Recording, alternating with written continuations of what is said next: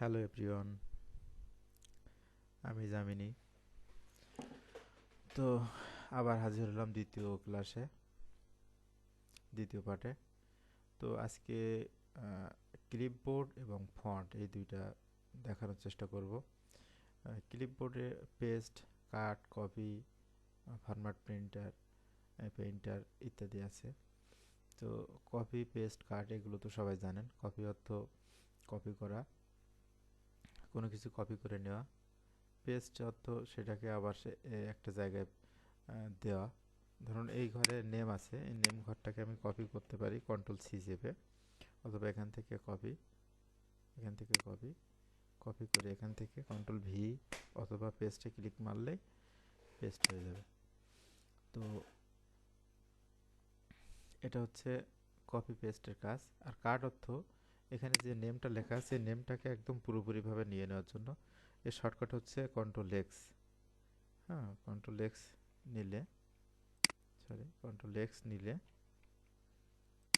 এখানে কন্ট্রোল-ভি চেপে আমরা দিতে পারি, অথবা এখান থেকে পেস্টে ক্লিক করে দিতে পারি।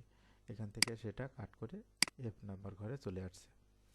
আর এখানে একটা বিষয় আছে যেটা ইম্পর্টেন্ট আছে, ফরম্যাট পেইন্টার। তো এর কাজ হচ্ছে কি, ধরুন আপনার এই ঘরের একটা ডিজাইন করলেন। এখন আমি একটা ডিজাইন করে দেখাই।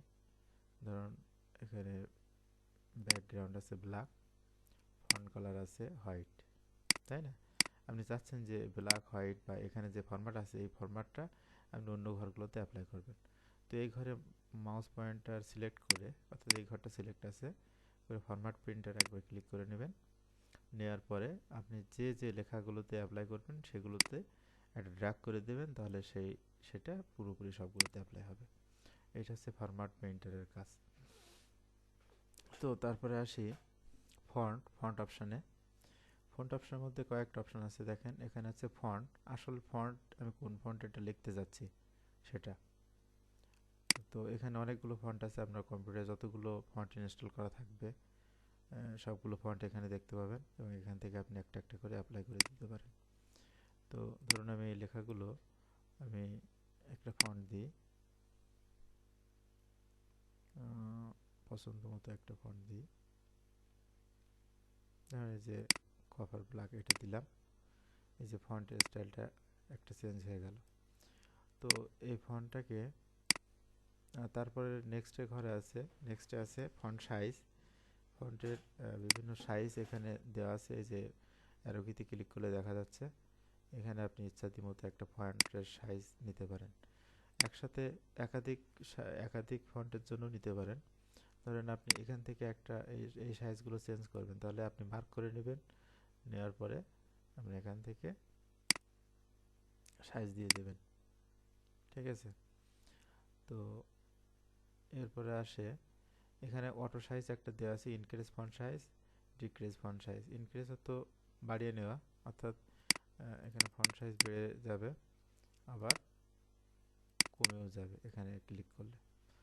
এরপরে আছে বোল্ড, ইটালিক, আর হচ্ছে আন্ডারলাইন। কন্ট্রোল-ইউ চাপলে আন্ডারলাইন হবে, কন্ট্রোল-বি চাপলে বোল্ড হবে, কন্ট্রোল-আই চাপলে ইটালিক হবে। তো আমি এই অক্ষর বা এখান থেকে এই পর্যন্ত আমি বোল্ড করতে যাচ্ছি, তাহলে এই পর্যন্ত ক্লিক করে কন্ট্রোল-বি অথবা শুধু এখানে ক্লিক করলে বোল্ড হয়ে যাবে। তো তারপরে আমি এটা ইটালিক করতে যাচ্ছি, এখানে আই চাপলে, কন্ট্রোল-আই চাপলে হয়ে যাবে, অথবা এখানে ক্লিক করলে এটা লেখাটা একটু বেঁকে যাবে। এখানে আন্ডারলাইন দুইটা অপশান আছে, একটা হচ্ছে কন্ট্রোল-ইউ চাপলে আন্ডারলাইন হবে, অর্থাৎ নিচে একটা দাগ চলে আসবে, আবার এখানে ক্লিক করলেও আসবে। এবং আরেকটা অপশান আছে যেটা কন্ট্রোল-ডি, মানে ডবল লাইন। কন্ট্রোল-ডি চাপলে অসম্ভবত আসে, হ্যাঁ আসছে। এই যে কন্ট্রোল-ডি চাপলে ডবল লাইন হওয়ার কথা, এই যে কন্ট্রোল ডবল লাইন, ঠিক আছে? তো এ পর্যন্ত এগুলো। আর এরপরে আছে সবচেয়ে গুরুত্বপূর্ণ জিনিস, বর্ডার। খুবই important border. Border, fill colour আর টেক্সট কালার বা ফন্ট কালার খুবই ইম্পর্টেন্ট। ডিজাইনের ক্ষেত্রে খুব ইম্পর্ট্যান্ট।